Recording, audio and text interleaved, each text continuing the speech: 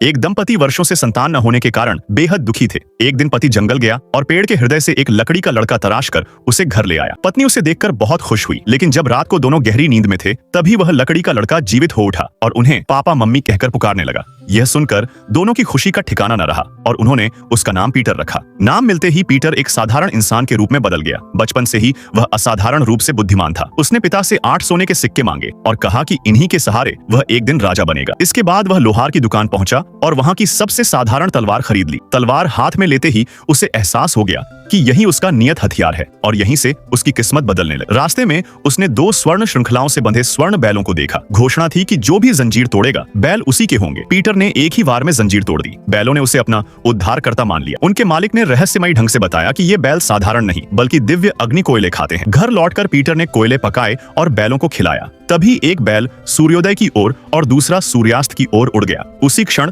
Peter के घर के द्वार से एक ओर लाल अंगूर की शराब और दूसरी ओर श्वेत मुद्रा बहने लगी। साथ ही मेज कुर्सियां भी प्रकट हो गईं। पीटर ने पिता को चेताया कि यदि कभी ये धाराएं आपस में बदल जाएं और द्वार पर एक शव वाहन खड़ा दिखे तो समझ लेना कि वह संकट में है। इसके बाद वह यात्रा पर निकल पड़ा। अपनी अद्भुत नक्काशी कला से उसने वृद्ध राजा का दिल जीत लिया। उसकी कृतियां इतनी अनुपम थीं कि राजकुमारी भी उस पर मोहित हो गई और दोनों का विवाह तय हो गया। तभी पड़ोसी शक्तिशाली राज्य ने युद्ध छेड़ दिया। पीटर ने अकेले ही युद्ध भूमि में उतरकर 3 दिन 3 रात में शत्रु की विशाल सेना का विनाश कर दिया, लेकिन स्वयं वीर गति को प्राप्त हुआ। भविष्यवाणी के अनुसार उसके घर पर संकेत प्रकट हुए। दुखी पिता युद्ध भूमि पहुंचा जहां स्वर्ण बैल आकाश से उतरे। पीटर के शरीर को खोजकर उसकी आत्मा को पुनः उसमें स्थापित कर दिया। पीटर जीवित हो उठा। बैल स्वर्ग लौट गए और पीटर विजयी होकर महल पहुंचा। शत्रु सेना के विनाश से प्रसन्न राजा ने अपना सिंहासन पीटर को सौंप दिया।